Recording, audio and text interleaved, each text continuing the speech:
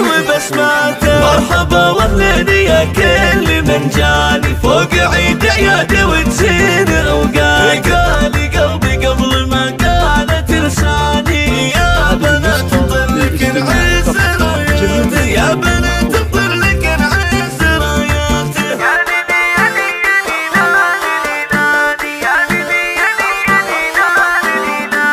انت يا افناني يا قرة عياني، يا هلا والعيد بك حي عود